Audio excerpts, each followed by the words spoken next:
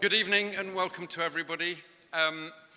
To those of you who are returning to us after yesterday's fantastic first lecture by Professor Pagel, welcome back. And to those of you joining us for the first time, welcome to you as well. So I think without further ado, I would like to welcome our speaker, Professor Mark Pagel, again to give his second lecture in the series, The Evolution of Creativity and Whether We Are as Clever as We Think. Professor Pagel. Thank you. Oh, thank you. Thank you very much. I see a lot of familiar faces, so I didn't put too many of you off last night. That's a good sign. I'll see what I can do tonight. We're going to talk about the evolution of innovation and creativity tonight, and the subtitle is an insult. You're not as clever as you think. Maybe you'll find out you're more clever than you think tonight. Who knows? We'll see. But what we want to do is we want to try to understand why it is that we're a species that has gone from these very, very simple pounding tools. These are actually pre-human chopping tools way over on the left, up through hand axes. You know, many of you will be familiar with those hand axes, and then right the way through breathtaking art, soaring cathedrals like the Glasgow Cathedral, space shuttles, driverless cars, and iPhones. We have cumulative culture. Last night I said we're a species with a history. When we look into the past, the world was different for us. We accumulate knowledge and skills and technology. Other animals have culture, but no one has demonstrated unequivocally any cumulative culture in any other animal but humans. And so if we go to our closest genetic cousins, the chimpanzees, with whom we share about, depending upon how you measure it, 95 to 98 or even more identity in the sequences of our genes, they are sitting on the forest floor fishing for ants with pieces of grass or sticks and chopping nuts with rocks the same way they have for millions of years. So very, very different from us. They do not have cumulative culture. And we want to try to understand what it is about us that has allowed us to achieve that cumulative culture while no other animal, at least demonstrably, has. So that's our question. We'll put those two next to each other. We want to understand why we've been able to move in really a very short period of time, because those hand axes are something on the order, those particular hand axes would be something on the order of 40, 50,000 years old, to, in that very short period of time, having this technology that almost no one understands. Okay, well, the usual human conceit is that we can do this because we're clever. And to take a sort of lighthearted approach, we would like to think we're clever, but we know we're capable of some really, really stupid things, like grabbing a lion by the tail. I don't know what that guy's doing. You know, he's wearing something on his head he thinks is going to protect him. That's even more evidence of stupidity. We also do things like we paint lines on roads around trees. I don't know, this is not a clever animal that's doing this. One of my favorite is that when you're driving, I forgot which motorway it is, it probably says on the sign. When you're driving along the motorway, there's this sign that says, secret nuclear bunker.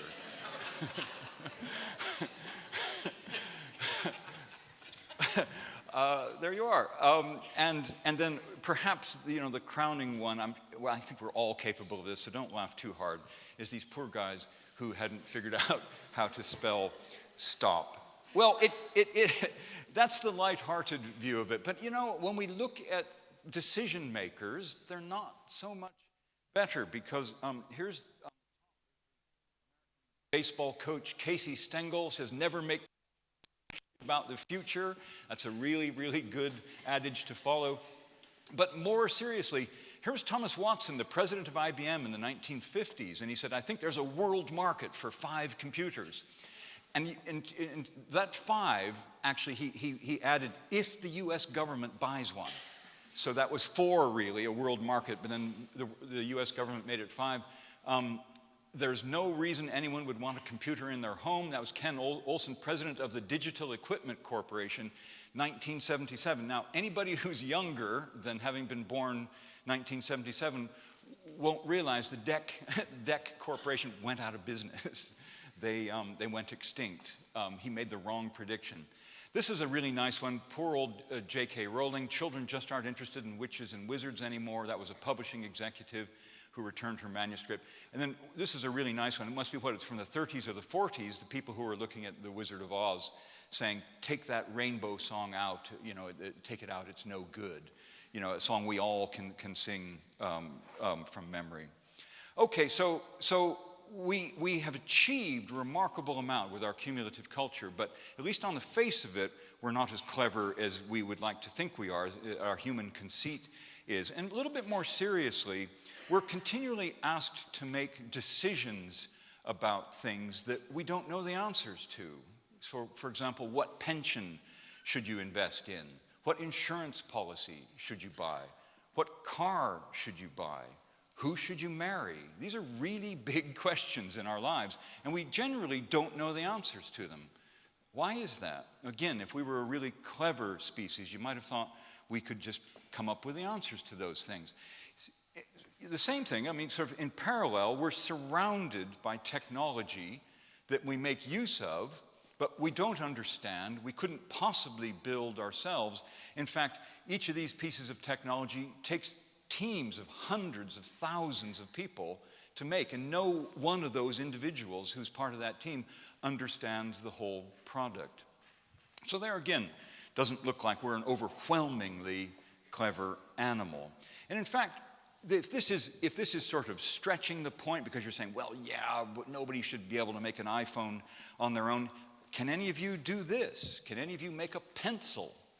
Well, Leonard Read, an economist writing in 1958, a famous essay he wrote called I, Pencil, he says in there, not a single person on the face of this earth knows how to make me. And you're all sitting there very sort of smug saying, yeah, I could make a pencil, but can you? Do you know how to get iron ore out of the ground and then turn it into steel? Do you know how to make the factories that turn the iron ore into steel? Do you know how to make the machines that pull the iron ore out of the ground? And we're just on that little cap at the end of it. Do you know how to get latex out of trees? Do you even know where those trees grow? And then do you know how to turn that latex into rubber? Do you know how to grow the trees and then cut them the proper way? Do you know how to ship those trees across the sea to your factory here in Glasgow to make your pencils? Do you know how to extract lead? And by the way, who's going to make the roads that your cars, and who made the roads? Who made the cars that carry the stuff, or the lorries that carry the stuff? So even a simple object like a pencil, Leonard Read's point was that not a single person on the face of this earth knows how to make me. Teams of people are required, and teams of, and years of cumulative cultural evolution are required for us to even make something like a pencil. So we can conclude from that really as a rather sorry state of affairs that most of us are just glorified karaoke singers in most aspects of our lives, using things that other people have made, singing their songs. And I put it to you that I'm going to set the bar rather high. Ask yourself, you don't have to sort of say out loud because this could be a bit embarrassing, but ask yourself if you've ever had a thought that changed the world. Okay, well that does set the bar rather high. Have you ever had a thought that changed the way people in your discipline all did their work? Maybe you have. Have you ever had a thought that changed the way your family behaved? Have you ever had a thought about making a new recipe that was so good that a lot of people would want to adopt it? Creativity is really, really, really hard. And I think if we're honest with ourselves, most of us are these glorified karaoke singers in most aspects of our lives. Now, again, you might be thinking that I'm stacking the cards because I've been using all these modern examples, but you should rest assured, if you think maybe you are just a karaoke singer, that it's always been this way. So here is a hand axe, an Aboriginal hand axe. I mean, it's just a gorgeous object. Aboriginal hand axe from Western Australia. Now, one time when I was in Australia, I wasn't in exactly that part of Australia, but one time when I was in Australia, I had the great fortune to spend a lot of time with an Aboriginal man who was still living traditionally. And I had an interpreter with me, and the interpreter said to me, feel free to ask, she called him Sammy. So a lot of these people will take a sort of Christian name, so it's easier for people to interact even through an interpreter. So she said, feel free to ask Sammy a question. And Sammy happened to be building a hafted axe like that right in front of me. He was making a hafted axe. And as I watched him doing it, I was thinking to myself, well, I wouldn't put the top of the thing on the handle like that. I would do that differently. I was a little bit confused as to why he was doing it that way. So I said through the interpreter, I said, ask Sammy why he's putting the chopping part on the handle that way. And she asked him, and you can imagine, Sammy looked up at me and with this really perturbed look on his face, like, who is this Western interloper who thinks he can do better than me? He looked at me with this very perturbed look on his face, and he said, because we've always done it that way. Now, my point is that it's possible that Sammy didn't know why he was doing it that way, that he was a karaoke singer as well, and that he was doing it that way because he'd been told to do it that way by his mother or his father or somebody in his tribe, and they had been told to do it that way by somebody, a generation before, and so on and so on and so on. Now, as I say, it's quite possible he just didn't want to reveal his tribe's hard-won secrets to this interloper like me, but I think we can entertain the possibility that he didn't even know why he was doing it that way. And I don't want to pretend that I had a better solution. I'm sure his solution was better than mine. I was just confused. Okay, so we come back to this question. Given that we don't seem to be as clever and as innovative as we'd like to think, and that we might accept this idea that most of us are just karaoke singers doing what others have taught us to do, laying down the tracks of our songs of life, we want to know, how did we get from those simple tools to this thing like a driverless car? Well, as I say, the usual human conceit is that if we just think hard enough about something, our giant big brains will reveal the answer. And I think this is the view that most of us hold about human life. And if we wish we were cleverer, it's because we think everybody else is got a brain the size of this guy's and is just thinking hard about it. And we even, we even represent this in public life as a light bulb going on, don't we? This is the light, this aha insight. This is the light bulb going on. So this is the idea that if we just think hard enough about something, innovation is the view that we make progress in big revolutionary leaps. We just think really hard about something and the solution will reveal itself to us. But if we study the evolution of technology, and this isn't me studying the evolution of tech, but sociologists, economists, historians of science over the ages studying the evolution of technology, a completely different picture emerges from this one of the big-brained person sitting and thinking hard about something. So, for example, if we take a look at the story we all know about James Watt inventing the steam engine, well, it turns out that James Watt, the guy in the upper left there, he didn't invent the steam engine. He refined and built upon incrementally an earlier design of about 50 years earlier. He's in the late 18th century, by Thomas Newcomb. Henry Ford is often credited with inventing the assembly line and the automobile. And it turns out that he didn't invent either the assembly line or the automobile, or some people say interchangeable parts. All he did was refine those things. The ideas were already out there. Thomas Edison is perhaps the icon. He's the one that we all know about. Thomas Edison's the inventor of the light bulb. But if we look at Thomas Edison's patent for the light bulb, it wasn't for the light bulb. It was for a better filament to the light bulb. But the story doesn't end there. Thomas Edison's own diaries record that he didn't just think hard about what to use as the filament for his light bulb. He, in his own notebooks, records the following. He says, "Before I got through," Edison recalled, "I tested no fewer than 6,000 vegetable growths and ransacked the world for the most suitable filament material." Thomas Edison, inventor of the light bulb, just searched the world and he tried everything. And it's worth looking at his notebooks because he would just pick up stuff that was lying around in his house. Bits of hair, bits of grass, bits of string, copper wire. He'd just try everything as a filament. And he finally hit upon something that glowed for about 15 hours. And that's what he got the patent on.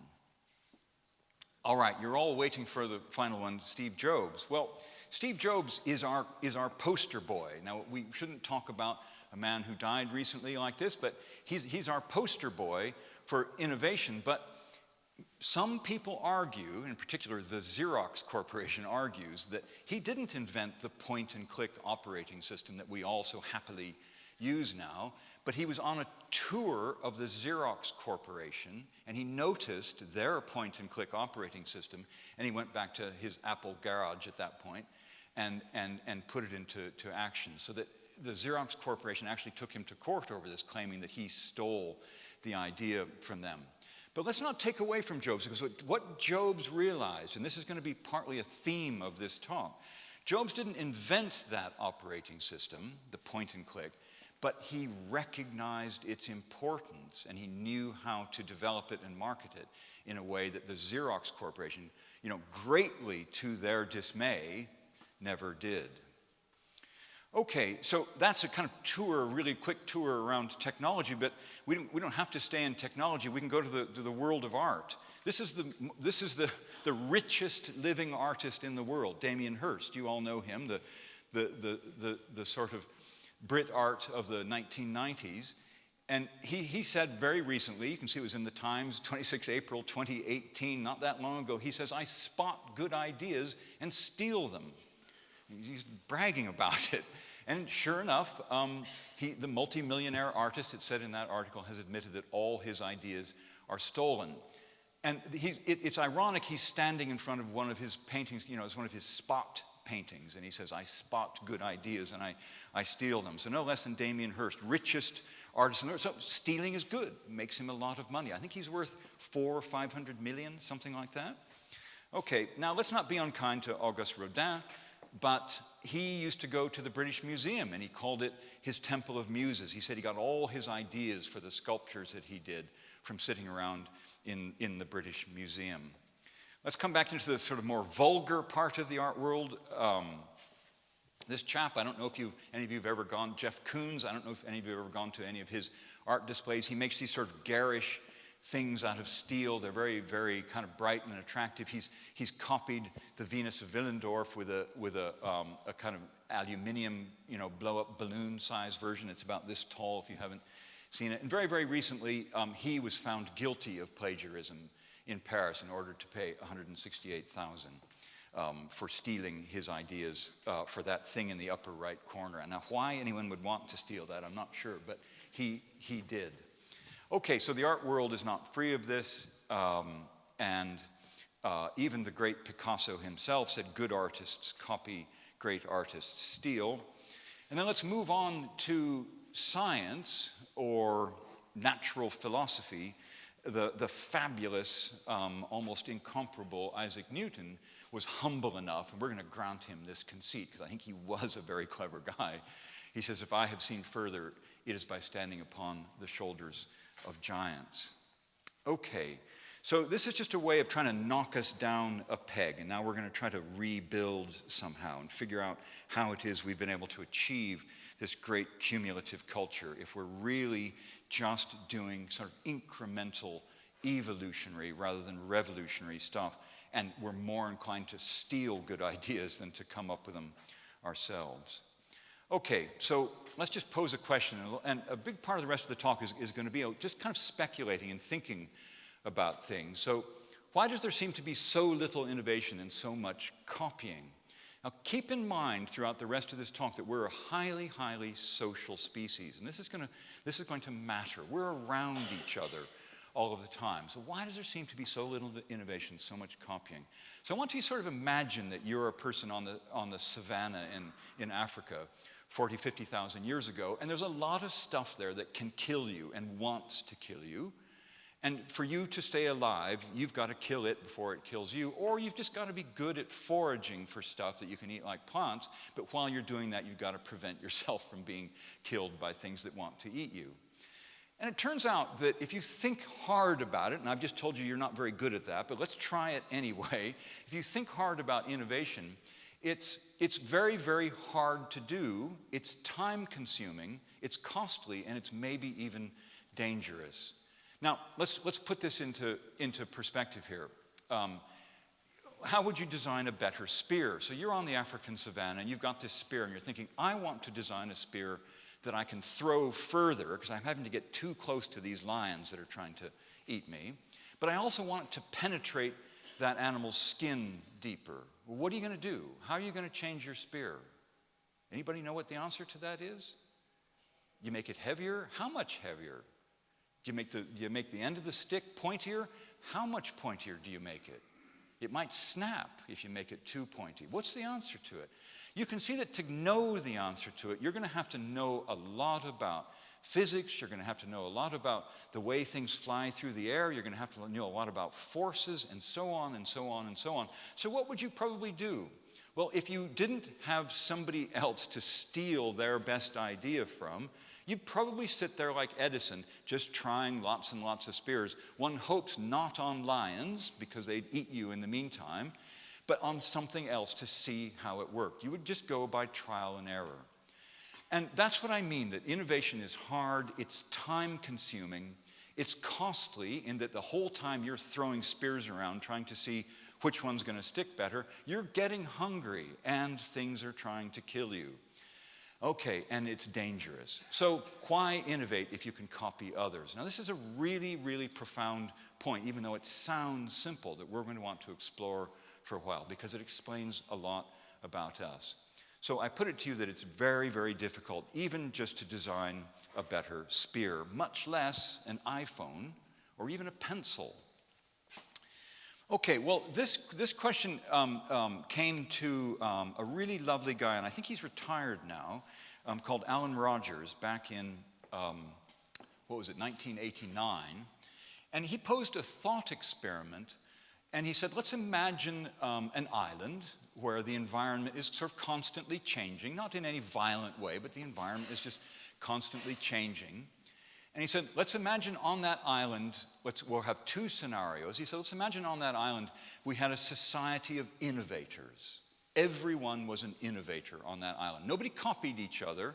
Everyone innovated on their own to find solutions to things like what shelters to make, what things you can eat, how to design a better spear, and so on and so forth. And he said, in that society of innovators, beavering away, what if a person arose who was a copier?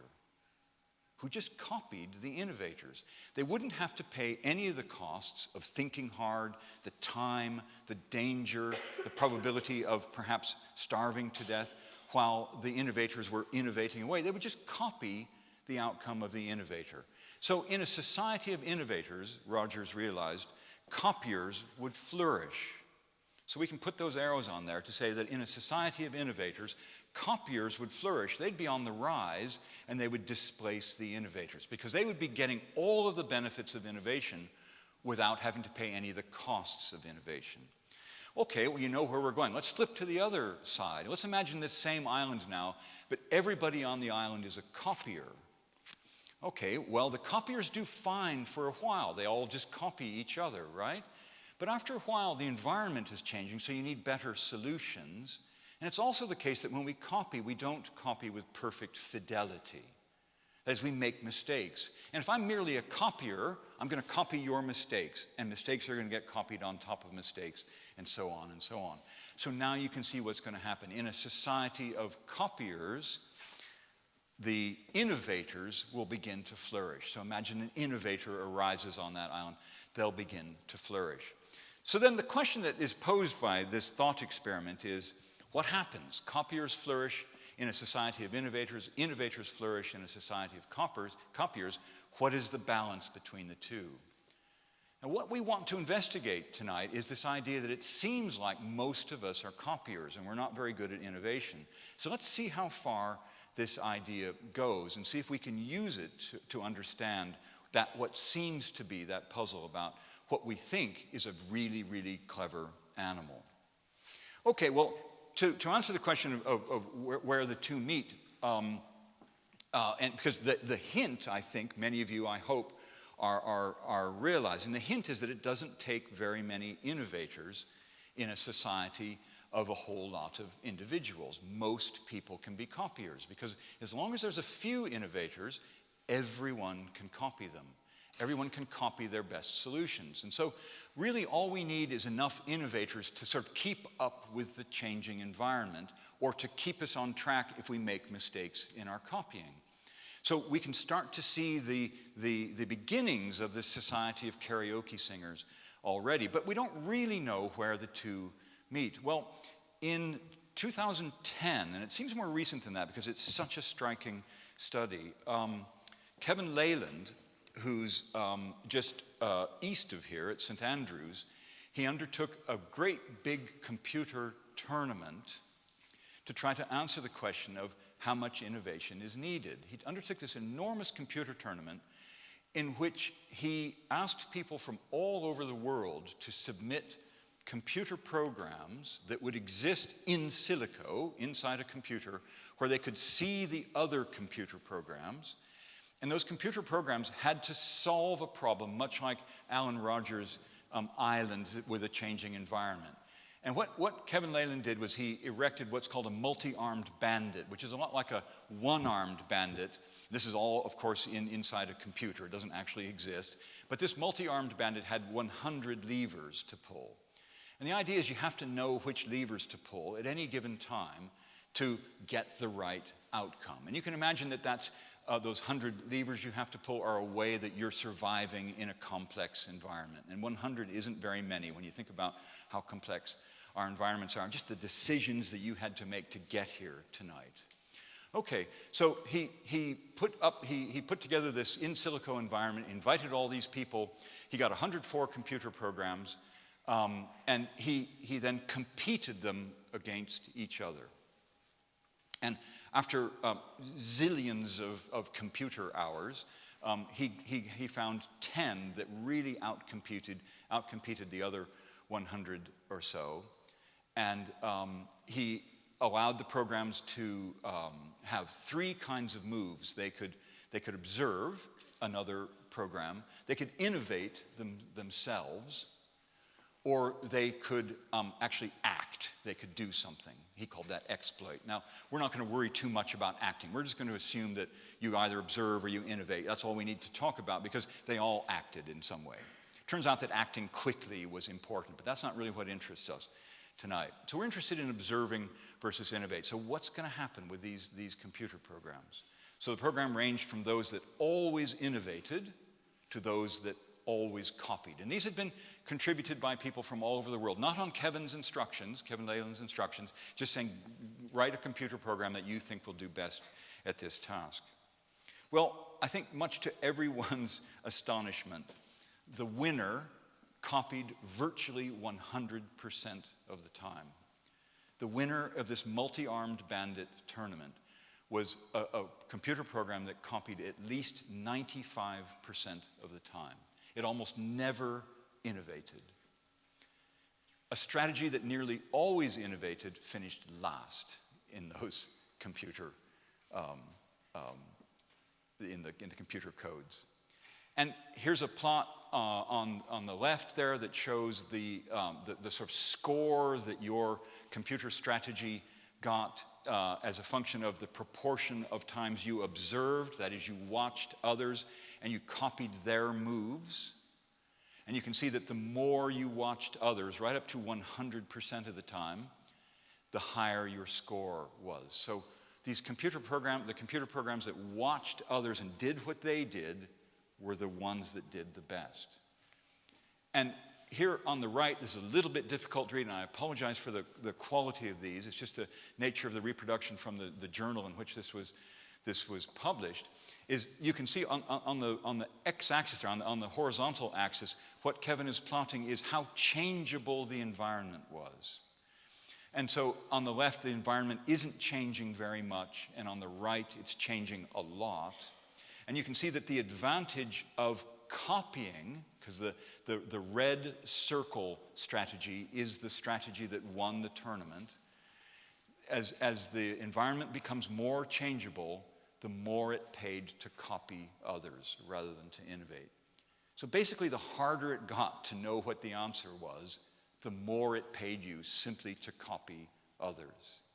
So this is a really striking result that surprised Kevin Leyland considerably and really went around the world in the world's media. Okay, so why does copying work?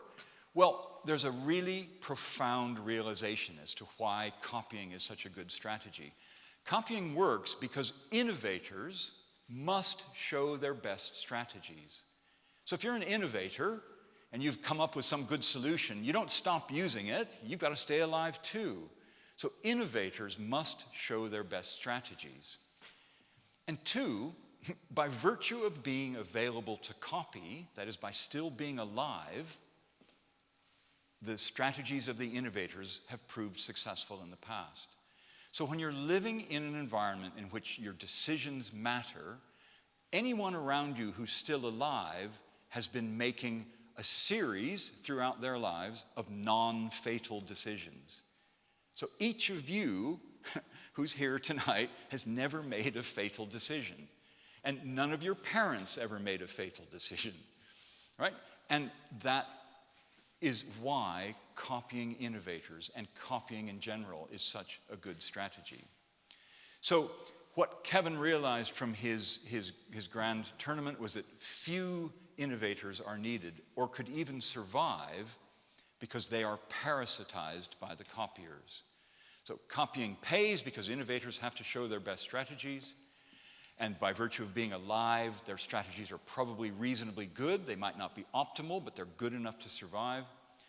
But only a few innovators are needed or could even survive in a society because everybody else parasitizes them. And by parasitizing those innovators, the copiers actually do better. They don't pay the costs of copying. So we're really faced with quite a profound realization about a social animal, which is that the strongest selection acting upon our cleverness might be to be good at copying, at recognizing a good outcome when we see it and acting upon that, rather than being good at innovating ourselves. And this might be why we're glorified karaoke singers.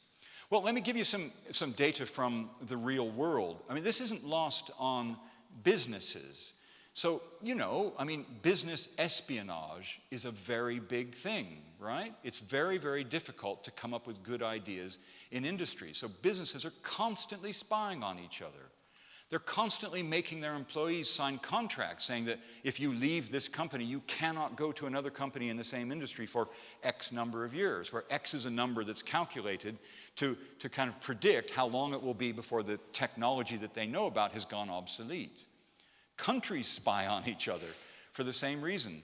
So, cyber theft, fishing around on other countries' computers to find what they're up to steal technology. Innovation is hard. It's far easier to steal from those things that have worked. So let me show you some data that might surprise you. Here is some data from 25,000 companies that were followed or are still being followed. It's a very, very long longitudinal database, 25,000 companies. And among many, many, many other things, this database records why companies die, why they go out of business or vanish from the stock market. And there's a whole lot of reasons there that companies die, bankruptcy, privatization, liquidation, and so on. But look, what's the top reason that companies go extinct in the sense of vanishing from the stock market? They get gobbled up by other companies, mergers and acquisitions. So the number one reason for a company to be removed in name is it gets eaten up by another company. Innovation is hard. It's far easier to steal somebody else's technology or knowledge and skills. Okay, we want to ask some difficult questions now, but I hope you find them interesting. We want to ask, how stupid can you be? How stupid can you be? And let's define stupid as lacking in the ability to innovate or even to recognize good outcomes. So far, we've allowed us to be able to recognize good outcomes, and we are good at that. So I'll let the cat out of the bag. We are good at that. We're not good at innovation.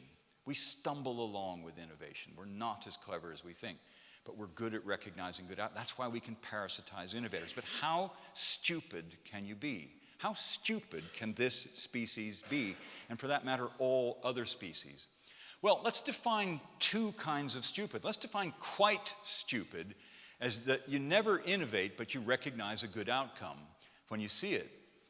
So innovations around you can be directed or random. So all those people around you who are innovating, their innovations might be directed, that is, they might be clever, or random, but so long as you can just recognize a good outcome when you see it, you never have to innovate. So you can be quite stupid. You just have to be able to recognize a good outcome when you see it. But let's define the far end of that scale. Let's define infinitely stupid. And we're going to operationalize that as that innovations are random and copying is random. So now you don't even recognize good outcomes when you see them. Innovations happen around you at random, copying is random. But we're going to assume that better outcomes accumulate in the population because there's some form of heritability or differential survival. So people are innovating all over the place without realizing it. Some things that they produce are better than others. Those people survive. You're just copying at random. But if for some reason the better ideas, even if they were produced at random, have a better chance of surviving, just by chance, you're going to copy the better ideas. So you can see that we could be very close to infinitely stupid, and we could still have cumulative cultural evolution, so long as better outcomes have a higher chance of surviving. Now, I don't think we are infinitely stupid. I don't think we're far off it, to be honest, because we don't really think of cultural evolution as being heritable in the same way as genetic evolution. So if you, in your genome, you produce a mutation that makes your offspring fitter, your offspring has a higher chance of survival. But if you culturally, just randomly produce some mutation, it may not translate into a higher chance of survival for you. And even if it does, there's no particular reason, just because you survive, that anybody else will adopt that thing. Because remember, people are copying at random. And this is well known in mathematics. It's something called drift. So good ideas would just drift around in the population. They wouldn't be preferentially copied. So if we are like that, we could be very close to infinitely stupid. But it seems that progress would be very, very slow in that world, whereas we've made quite remarkable progress. So I put it to you that we're probably quite stupid, not infinitely stupid.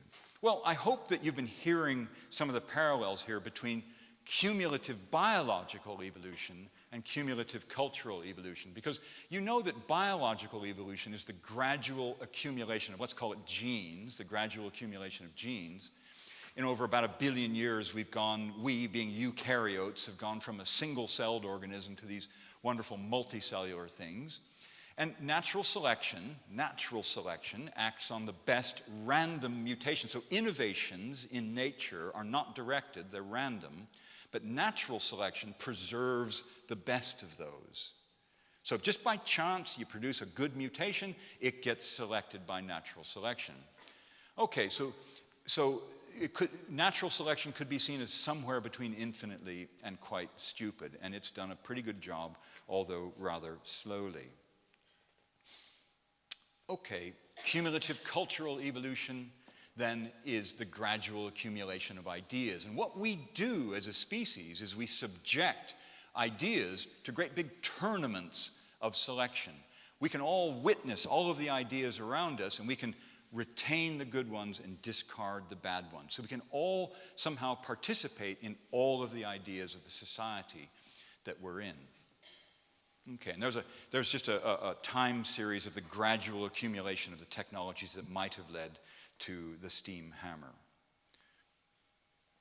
Okay, now we want to talk about the difficulties of selecting for intelligence. I've been suggesting to you that we're somewhere between infinitely and quite stupid.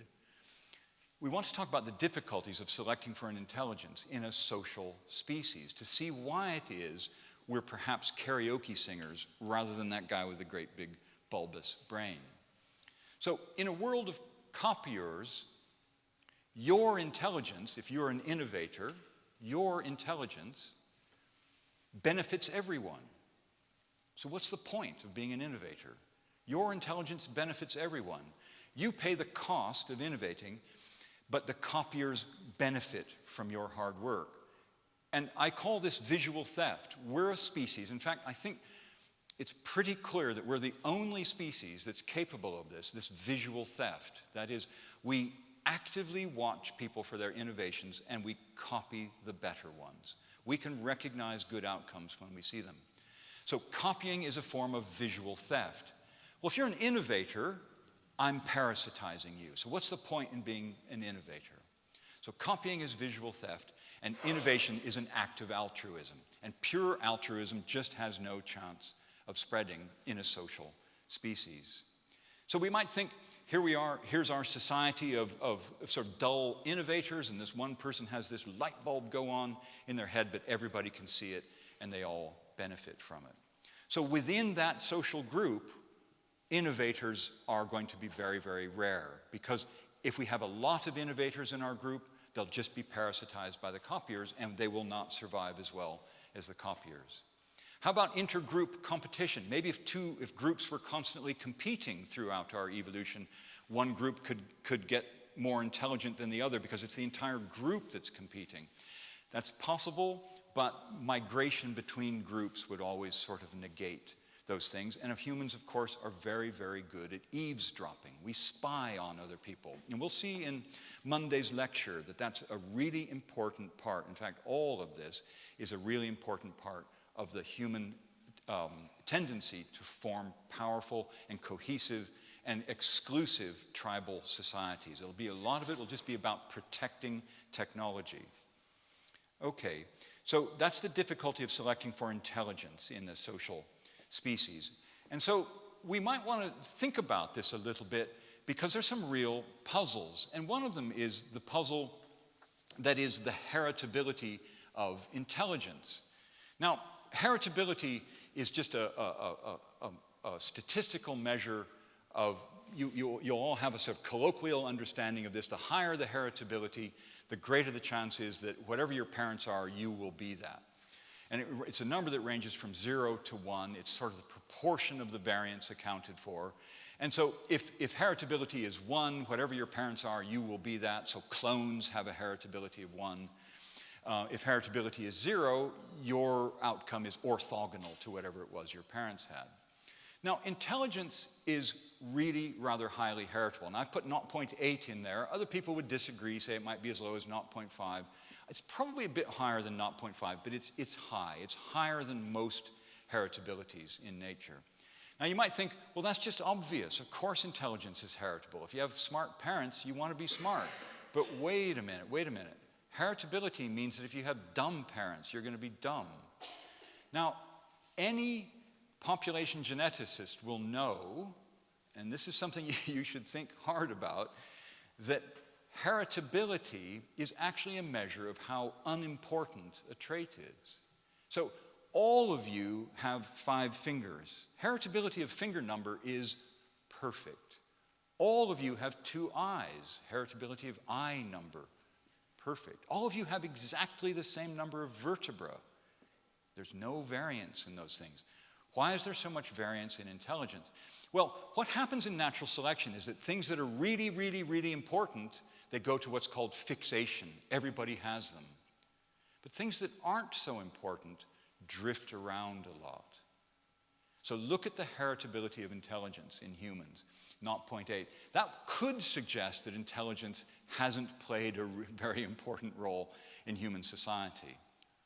Or, and this is what I want you to think about, it could suggest that there are various kinds of intelligence that can be selected for, and they come out differently along our scales that we just in a very, very chauvinistic way brand as intelligence. When we say intelligence, we don't really know what we're talking about. We just think it's things like solving crosswords and solving puzzles and being able to do a bit of maths. So perhaps it's the case that natural selection has selected for copying ability, that's really one rather important component of intelligence. So recognizing good outcomes. Perhaps natural selection has selected in us for good eye-hand coordination. Is this intelligence? One of the things you should realize about human species is that our eye-hand coordination is, I think, absolutely unparalleled. I mean, you try to teach a chimpanzee to juggle, you'll get nowhere. You try to teach them to dance, you'll get nowhere. Our eye-hand coordination is extraordinary. And you might think that that's because we are a species of copiers. To be able to copy the person throwing their spear or chopping with something or flaking a hand axe, you've got to be good at eye-hand coordination. All kinds of intelligence that might have been selected for. Sneakiness and deception. Humans are probably unrivaled as a species in their ability to deceive. There are stories after stories after stories of people being let out of jail because they passed the parole board and they go out and they kill somebody because they've deceived the people in the parole office to think they're okay now. So sneakiness and deception, and this is to get around the problems of visual theft. If somebody thinks you're stealing from them, they're going to hide their best ideas. And you can imagine what would happen if we lived in a society where all of the innovations that you might have just come up with by chance alone, you thought somebody was going to steal, we'd all walk around like this all day, not interacting with each other, not sharing our best ideas. Okay, furtiveness about your own innovations.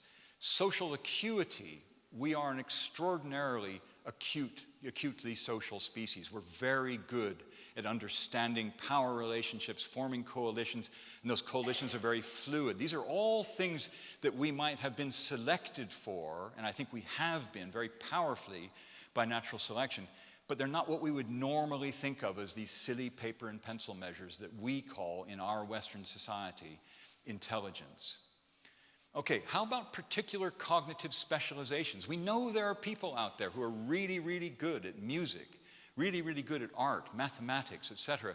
Things that are perhaps really valuable somehow to society, but difficult to copy. So they've been somehow let away from that problem of being parasitized. So these are all issues that we need to think hard about because we value intelligence so much, and yet it's probably the case that we have evolved because of our nature as a species of being able to recognize good outcomes and produce this cumulative cultural evolution. We've probably evolved as a species to make what we call intelligence less important than we'd like to think. Okay, think about those things. Let's move away from that now, but not completely, in a sense of let's have a look at these people here. And I think there was some discussion of this last night. There are people right now living in the Amazon rainforest, a Stone Age existence. Absolutely a Stone Age existence. An existence that probably hasn't changed much in tens of thousands of years. And I shouldn't say too many tens, because they've probably only been there about 12,000 years, those people. But they will be descended, from Siberian people who came across the Bering Strait. And anyway, their lifestyle hasn't changed much. They're living right now a Stone Age existence. These are extraordinary photos. These are uncontacted tribes. And if those people on the left look a little bit alarmed, it's because they are. That picture was taken with a really long telephoto lens, but when you live in the jungle and you're surrounded by other tribes, your ears are always pricked up for things you're not expecting. These people on the right, this is really rather sad. The Brazilian government, they have to. They fly around the Amazon trying to find these uncontacted tribes, and they fly in helicopters. And the poor people on the ground come out with their bows and arrows to shoot those helicopters down. And you might sort of chuckle at that, but I know a fellow who actually was there at the first time one of these uncontacted tribes was contacted. And he was able to work out that when those helicopters fly over, the people on the ground think that they're giant insects, like dragonflies, and the proof that they're giant insects and that they need to be killed is that they can see people inside them, the pilot. And these giant insects, they conclude, have eaten humans. You've got to kill these things. So this is really rather sad. So here are these people living a Stone Age existence at exactly the same time that we've got people, could be in Glasgow, could be in New York, could be in London, living this existence. Now, what's the difference between these two people? If you gave the people on the left one of our IQ tests, they wouldn't do very well. But I put it to you that they're probably cleverer than you are. whereas these people on the right are karaoke singers. There's no difference in intelligence between these two, or if there is, it favors the people on the left because they've got to get up every day and survive. When you're a hunter-gatherer, you're constantly hungry. You don't have refrigerators. You don't have food stores because insects and other things will eat that food. Predators are drawn to it. So every single day, you've got to find everything that you're going to eat. So these people on the left, if anything, are probably cleverer than us. They live by their wits. We don't have to. We're karaoke singers. What's the difference? The difference is, and it makes the point of this entire lecture, is that these people have lived in a society surrounded by other ideas, whereas the people on the left have been cut off from ideas their entire existence. There simply aren't enough ideas in small, isolated tribal societies for them to achieve the cumulative cultural adaptation that we have achieved here by mixing and blending with ideas from all over the shop. Millions of people in our own society and millions of people now around the world. So isolation is the cause of these people's Stone Age existence, not that they're primitive, not that they're stupid. All right, and we look around the world wherever we see isolated societies, take places like North Korea, take the Eastern Bloc before the Iron Curtain came down. These places were all primitive in a sense compared to Western societies, and it was because they had closed themselves off from the rest of the world. There was very little innovation in those societies. Historians, this is not something I'm certainly not an expert on, but historians like to think of the Mediterranean in classical times as the first internet. So all of us know enough history to know that the Phoenicians and the Greeks had pretty prosperous societies, 2,000 years ago. And some historians think that's because of all of the interconnectedness, the flow of ideas amongst all these North African ports and Mediterranean ports in those classical times. And so it's been labeled the first internet, and that might be the reason for their prosperity. And we're all aware now that we're in a period of accelerating pace of change, and so the question is, are we getting smarter? And I think you'll know the answer by now is that we're not getting smarter. And here's why we're able, instead of that, to achieve this pace of change. I'm going to show you 3 maps of the world that aren't maps of the world. This is not a map of the world. This is a map of Facebook friendship links that when you plot them by their latitude and longitude, they draw a map of the world, and a pretty good map of the world. Although I like to point out to my Australian friends that most of Australia is dark. There's not a whole lot of connection going on out there. But this draws them, so the whole world now is sharing ideas. You have a good idea somewhere on one corner of the world, that idea can be copied by somebody on the other corner of the world in milliseconds if you put it up on Facebook. Here's another map of the world that isn't a map of the world. It's a map of world airline routes. So not only are we talking to each other over Facebook and things, we're flying everywhere and sharing all of our ideas. And then something that'll be familiar to scientists is that this is a pretty bad map of the world, but you can still kind of see the world there. And it's known as the 4th age of scientific research, that we've gone from the sort of heroic individual inventor to sort of institutional research groups, to national research groups, sort of national laboratories. Nations produce national laboratories to try to keep up and make good technology. To now we've gone to international research groups. And in a world in which the easy, low-hanging fruit solutions have been found, we need to collaborate with people from all over the world to maintain innovation. And that graph on the upper left there is just showing you that the number of multi-authored papers, so papers with more than 10, 25, 50, 100, sometimes even 1,000, I think, authors are all on the increase.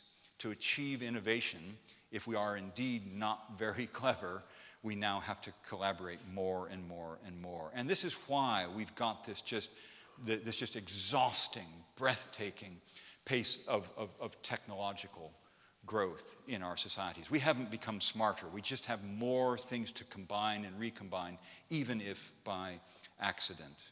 And so you all know that, here, this is a little bit out of date, but here are 10 technologies that barely existed just 10 years ago, and they're all sort of outer space science fiction-y sorts of things. Now, if we were really, really, really smart, this would just be fine, all of this. But in fact, what I'm trying to get across to you is that innovation is so hard, it's so highly competitive, that we shouldn't think of it as just an easy ride. We're having to scratch harder and harder and harder just to stay in the same place. And in fact, the Fortune 500 companies are not staying in the same place. These are the best companies in the world. Look what's happening to them. They're dying at ever faster rates.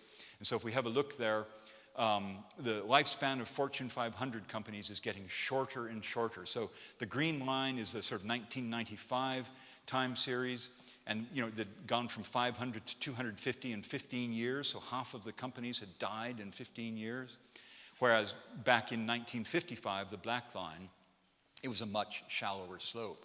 So life is getting harder. It's getting harder and harder just to stay in the same place. And to make it personal, I guess, to Great Britain, here's one of our great inventors, Dyson. Everybody's got a Dyson Hoover, don't they? They're the best Hoovers around. He's just pulled the plug, no pun there, on his electric car division. He cannot, this is one of our best innovators and inventors. He cannot compete in the electric car division. He's lost billions on that, but he had the nous to recognize that he wouldn't be able to compete against these huge car companies that have decades and decades and decades and decades of cumulative knowledge and technology for making cars. So the billionaire inventor said that his team could see no way of making it profitable, too much competition from the big players. And I suppose here, a very personal story. You're all going to think I'm a sexist pig. My wife just bought 2 Hoovers. She didn't buy a Dyson car. She bought 2. She didn't buy them for me.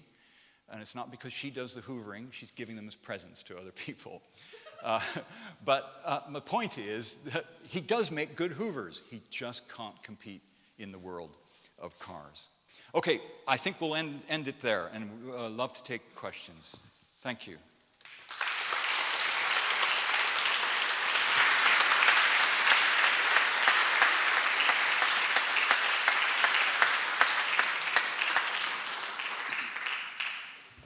Thank you, Mark.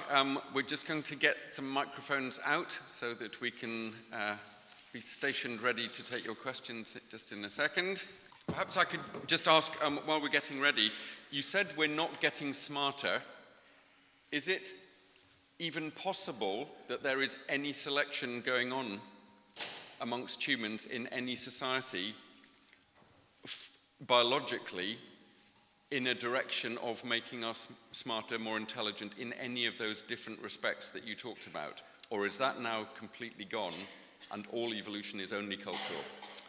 Yeah, no, I think there is lots of natural selection, so biological selection going on our cognitive styles. And we got to be careful about calling this intelligence because, as I think you all realize, intelligence is just what we operationalize it as in these paper and pencil measures. We really don't have a clue what intelligence is. But what we do know is that the world is changing. So 100, 200, 500 years ago, it was useful to be a big brute who could go out and kill the animals for your woman who was back at the hovel, and you'd take that food back and she'd say, yes, darling, that's wonderful. We don't need big, strong, hunky guys anymore. We need people who are good at social relationships. We need people who are good at working with others. We need people who can form coalitions. And so these social skills, I think, are really on the rise. And I think it's no accident, and I don't say this to get the favors of half of the audience. I think it's no accident that women are now starting to outperform men in so many of the traditional roles in science and academia and technology, because we're selecting increasingly for, or favoring, it's too early for your generation to say selected, but favoring increasingly people who can get along with other people. So I think there is a lot of selection going on for that. Okay. Who's got a question? Up there, thank you. Thank you very much. I'm not sure if I quite heard you right. Where's the mic? On the right at the top. Ah, there you are. Here I am. That you seem to suggest that altruism is not an advantage in social species, but I would beg to differ, and I would cite the work of Mark D. Hauser. His book Moral Minds was very inspiring to me, about how evolution selects for altruism. Yeah. And I think that feeds into what you've just said in response to the first question. And I think that altruism has a highly valuable role to play in heritable qualities, which I think perhaps ought to consider as part of intelligence. Yeah, no, it's a really, really good question, and let's try to answer it without sort of explaining it away. So, if we define altruism as you benefiting me at a cost to you, it's just not going to evolve. And what Mark Hauser is talking about, and Mark is just writing about 50, 60, 70 years of really, really careful work in evolutionary biology, is two kinds of altruism, but they're not really altruism, that can evolve. One is if you help your children, right? And that's called kin selection. And so you're not purely helping your children, you're advancing your own genes. So the benefit to you of your altruism is that you get more offspring. And that's a kind of biological imperative.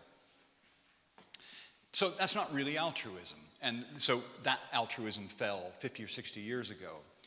Another kind of altruism that humans practice, and we're probably unique in this, and I'll talk more about it on Monday, is that we seem to be able to do things that are nice, friendly. This is Mark's kind of moral brain.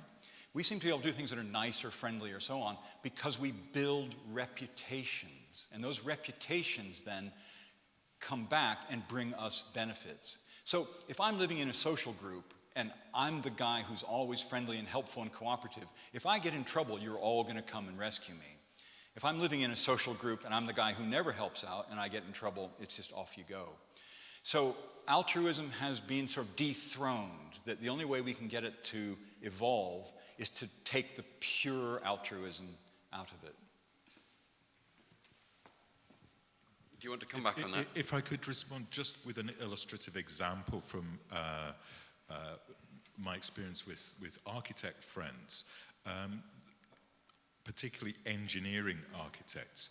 There is a practice that a common practice not to protect innovations amongst architectural engineers in order that their innovations are shared widely. That this is a very common practice, and I just think that is genuinely altruistic and contributes in a very substantial way to our material culture.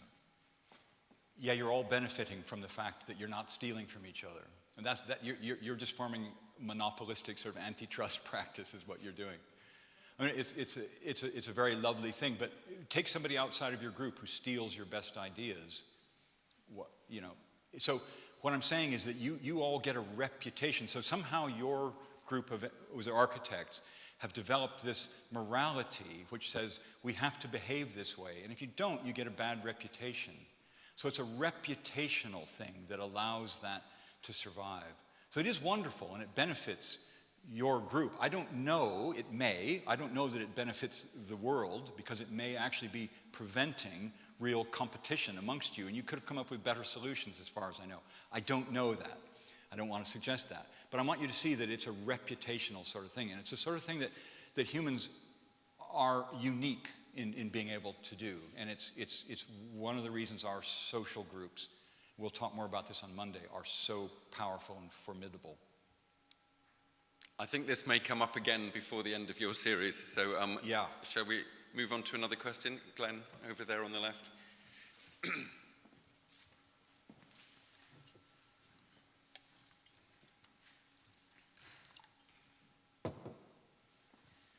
This may also be anticipating something you want to talk about on Monday. So if so, feel free to just put it off until then. But I was struck by the fact that although we were talking about cultural innovation, the focus, the place at which all of the real change was happening was still at the level of the individual.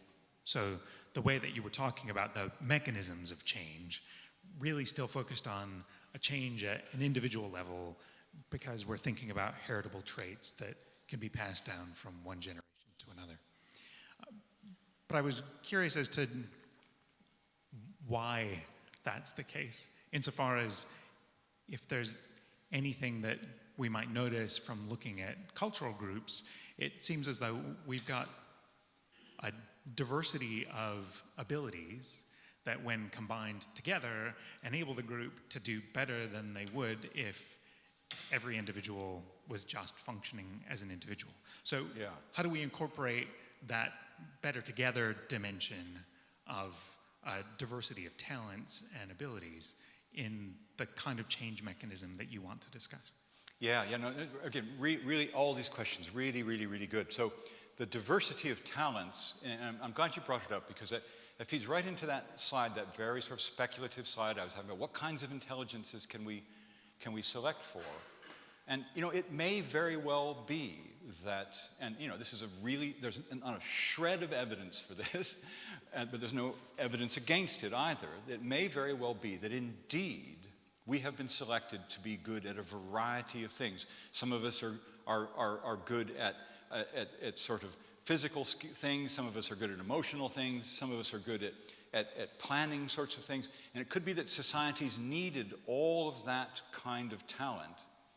And we have been selected, some of us for that. We can't all be good at killing animals. Some of us need to be planners. If we're all planners, we need some people who can kill. So we might have had ourselves stratified out in a way, or diversified out is a better way of putting it, in a way, for tens of thousands of years. So that is exactly what I was trying to get at in that slide. Sort of what kinds of intelligence can we select for? Now, how does that make the group better? Well, there again, we'll talk a little bit more about this on Monday. That there again, the human group has figured out a way of getting everybody to show their best solutions without them getting ripped off. Because if I use your best solution, you'll get something in return. And so we've been able to solve that problem of visual theft. And I think it is one of the most profound things our species ever did, because it means we can combine the ideas from many individuals into one group. And we'll see on Monday that made this formidable vehicle, I call it, our tribal group, that just juggernauted around the world, killing everything in its path and adapting at a cultural level to everything in its path. So, no, right, exactly on the money. There's one up right at the top, Villiers, behind you. Yeah, hi, thanks, Professor. I'm really enjoying it. I've just got a question that's really specific about... Wait, I can't see the mic. Sorry, there you are. Hello. I've just got one question that's really specific about today's lecture, which is very much centered around technology. One of the things that I wondered about your opinion on, more than anything else, was if we start to look at the arguments that you've put forward that as culturally our innovations are something that are going along and that's what's brought us here. One of the things that I noticed in today's talk was that we're talking about sort of technology from thousands of years ago, such as the axe, and it's progressed now to things like iPhones. We both know, or we all know, that the Moore's law sort of technology speed means that it's actually computers and technology which is making new technology. Yeah. And I wondered, therefore, how your arguments sort of fit in with the Simondon sort of thing from the 20s, where it's actually technology that is a living and breathing sort of species, which is innovating itself, and that we are just the karaoke singers on the side. Yeah, no, these are lovely questions. Are you one of these singularity people who thinks that technology is going to get a mind of its own and it's going to race to infinity and then we're just going to be obsolete? No, not at all. I'm an English literature student. No, I mean, it's a really good question again, and the answer is we're seeing it happen because, AI is getting a whole lot better at a whole lot of stuff than we are. Again, we're not that good at things. We're pretty good at recognizing faces. You saw last night that we're good at recognizing words. We have this uncanny ability with words. We're good at eye-hand coordination. A few other things we're pretty good at, but it's easy to make machines better at most of the things we do. and I think this is behind your question. So in some sense, technology begins to drive technology, and I'm sure that has been going on for some time. Could I just add quickly the one last point? The idea of technology to me, when we're going back to ancient Greek and techne, is if you're really going to talk about technology, one of the first technologies that we developed was language. Language is a technology. Yeah. You know, with all of the cultural innovation that we're talking about, is what we're actually talking about is the drive of a technology. That technology of language has gone through stone flints through to iPhones. And that is a separate species which now develops and works on its own. I'm not on about the singularity, I'm just saying that we're on the side of watching. Were you here last night? Yeah, I was, yeah, Okay. I loved it. Yeah. No, good, because I mean, that was sort of the message of last night. I mean, the language itself is this technology. It's the conduit that carries the information of our social groups. It's extraordinary, our language. And so that's why I put these two lectures together. We've got language. Tonight we've learned how it is we innovate, and we're going to see the explosion it caused on Monday. And you should all be aware that that none of this is to say that we are hopeless. We individually we're fairly close to hopeless, but as groups we have been absolutely formidable. Okay, thank you. There's a question halfway up on the right here, Paul.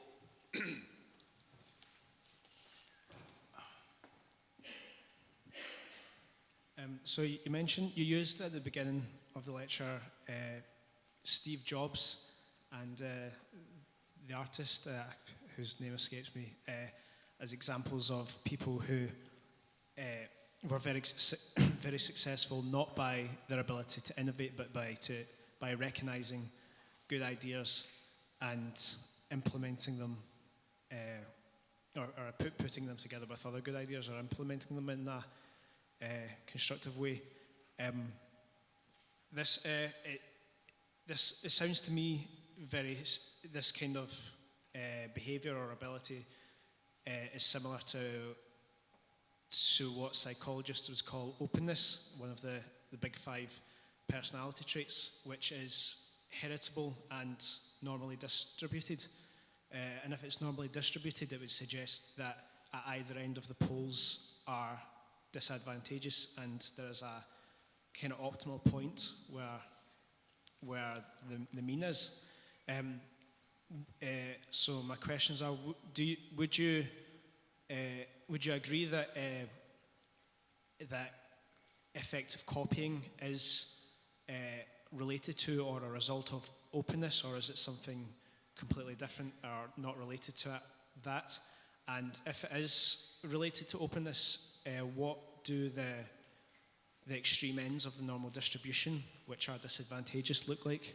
Yeah, I'm afraid I'm going to have to disappoint you. I mean, I'm familiar with the big 5, but I wouldn't be able to tell you how copying slots in on that. One of the things I do want, though, to say about this copying is that you're all really, really, really good at copying. There's much less variance in your ability to copy than there is variance, say, in your intelligence. We're just really, really good at it. And compared to other species, it's just night and day. But sorry, I wouldn't know in the case of the openness. Well, would you be able to say, is it then possible to be like too good at copying, or to what? To be too good at copying, or like whatever made Steve Jobs effective at recognizing a good idea like that? Is there any way where that whatever it is that made him so good at that, where if it was even greater, it would be disadvantageous? Yeah, again, I'm going to have to disappoint you. I wouldn't want to speculate we might be too good at copying. If it was only at the expense of not looking around you for other innovations that were even better, then it might be disadvantageous, yeah. I think that probably relates to how you deploy, how you manage your reputation. There may be a link in there somewhere. Okay. Anyone else got a question? Yes, down the front here, please, on blue jumper. Hi, thanks for your lovely presentation. Pleasure. Quick question. Is there creativity in copying? Is there creativity in copying? Yeah. And so by that, do you mean that when we're copying, we might change things a little bit? Do you have to be creative to copy innovation yourself? Now, there will be people in this audience, who was it I was having dinner with last night, who will know the answer to that. In fact, Mark, I think, knows the answer to that. I don't know the answer to that. I don't know if people who are good at copying are more creative. I have a feeling the answer is no, in the sense that we're just all really, really good at copying. When I say copying, I don't mean that somebody does a little cartoon and you can do that. That's artistic ability. I mean recognizing good outcomes in other people and following them. So if I might, just to follow up on that, so then why do people innovate at all? If Well, it's so hard? the point of the lecture is there isn't a whole lot of innovation. So what we get from the thought experiment that Alan Rogers did was that there's always a little bit of room for innovators. There's always a little bit of room. Now, if by innovation you mean, I don't know, you tie your shoes a little bit differently from the way your parents do, let's not consider that to be a huge innovation. I'm sure we're all innovating a little bit. We're not that stupid. But the stuff that really drives cumulative cultural evolution, the stuff that's really made a difference to our species, it may be the case that there aren't very many of us who are contributing to that. Just to take that further slightly, in behavioral ecology, a field in biology, there are optimal strategies, and evolution is taking us towards those optimal strategies. It may or may not ever get there, but in those terms, it's not that some people decide only to innovate or only to copy. Each individual organism, maybe of our species, evolution may have optimized us for deciding when to copy and when to innovate, and that there's a fixed proportion, and maybe that proportion varies from individual to individual, society to society. What Mark's describing is what's called a mixed strategy, so everybody's a little bit of each. The point I was trying to make, though, with innovation is that it's really, really hard. And what evolution also does is it maximizes fitness. And if you can get by reasonably well with not having to devote, remember last night I was telling you how expensive the brain is, without having to devote brain cells to innovation, and if you can get by without having to devote time and energy and your personal well-being to innovation, you'll copy. And so it's an open question whether we're all a mixed strategy person, we innovate 1% of the time and we copy 99, or whether some of us are copiers and I suspect it's closer to the two different kinds of people than everybody's mixed. Everybody's mixed in the small way you were suggesting, but I think in the sense of being a real innovator. Yeah. Okay, thank you. I think there's a question over here, Danielle, on far end of the row. Thank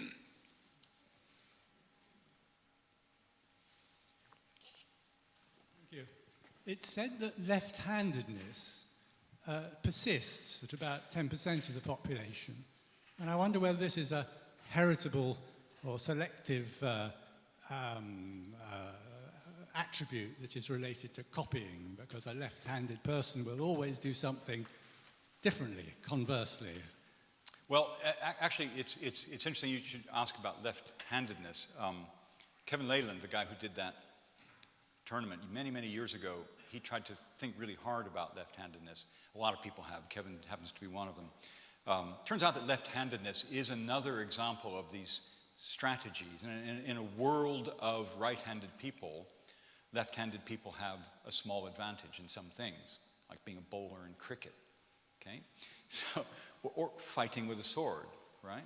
So left-handedness is probably kept at a low level for the same reason that, or the same sort of argument that innovation is that in the case of left-handedness, it only has an advantage to be left-handed when there's a small number of you.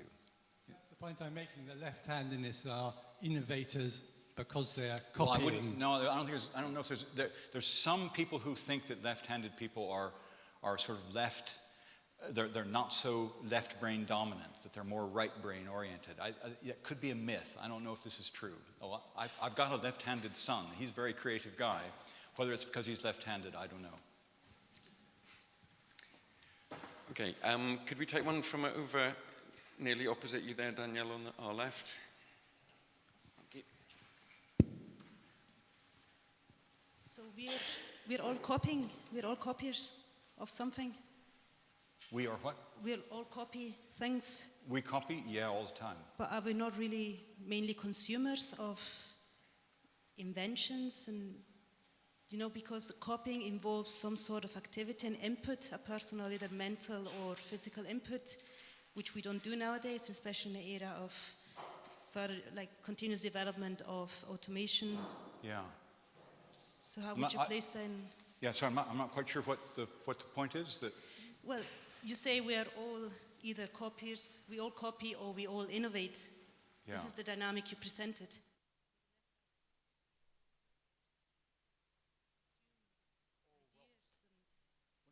Think of consumers as consuming things that they would want to copy, right? It's just that you can't just make everything yourself, so you consume some of these things, right? I mean, we all consume, right? Well, we're predominantly consumers. Yeah, but that sort of goes with everybody just being a copier, right? So you don't have to make your own clothes anymore, you can just go and buy them, right? You don't have to be an innovator. Exactly, well, therefore we're consumers. We don't actually create these things that we consume. We are, so because copying involves a creative input, as the gentleman was saying before, you don't just, we're consumers, we're not copiers. That's fine. If you want to see consuming as being a creative enterprise, that's all right. I mean, I think really it's a different dimension entirely. I think it's very where things are being taken over by machines and robots. Yeah. Okay. No. So are you all familiar with the phenomenon of collective ignorance? I mean, it's really the best demonstration of how we have evolved to be followers rather than leaders. So the phenomenon of collective ignorance is that, now I'm sure this has happened to all of you. You're in a lift and it's packed full of people and the alarm goes off. What do? Or you're on the tube down in London and the alarm goes off. What do? You all sit there quietly, don't you? Looking around, seeing what everybody else is doing. Everybody's doing that, so you're all copying each other and thinking, there's nothing wrong. And that phenomenon of collective ignorance is seen over and over and over again. It's actually quite dangerous because it means that people don't behave sometimes as they should in emergencies because we don't want to embarrass ourselves, and so we sort of hunker down and see what everybody else is doing, and we all read that off of everyone else. Another nice example of why it pays to copy is when I first moved to Britain a long time ago.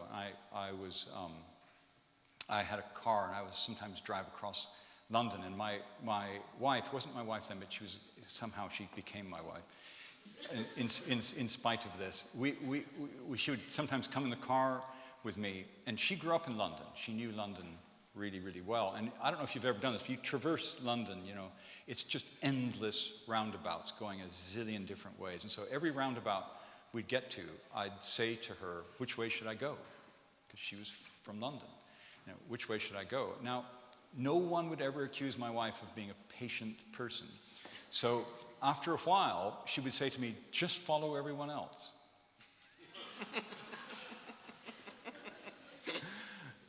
I kid you not. That's what she said. And but what I want you to think about is that it's a little bit like random copying. That if you follow everyone else is probably going somewhere. They're not going to a dead end. It matters. So following the majority is something that is really deeply ingrained in us. And I don't suggest to you that got us home, but it was a better answer than no answer at all, put it that way. Yeah.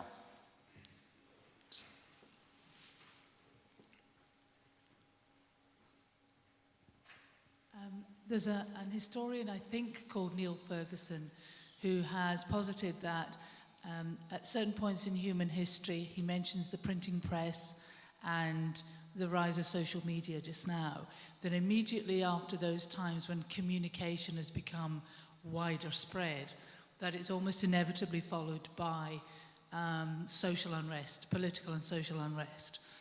And on your graph, and following actually what you've just said about collective ignorance, that if the communication of ideas kind of continues to go exponential, is there not an argument that actually we need to stop thinking for a wee bit, because we actually need to have time almost to come to terms with the ideas that have been posited, and actually copying and a little bit of collective ignorance will do us no harm whatsoever. Yeah, it sounds like someone who's exhausted by society. I think we all feel that, don't we? And you make a really nice point that I think a lot of us agree with. And yet, this is one of the problems of evolution: is that if 2/3 of us do that, or 3/4 of us do that, but there's 1/4 that aren't exhausted, and whatever it is that society is doing has greater benefits, wealth, fitness, more children, somehow they're going to supplant us.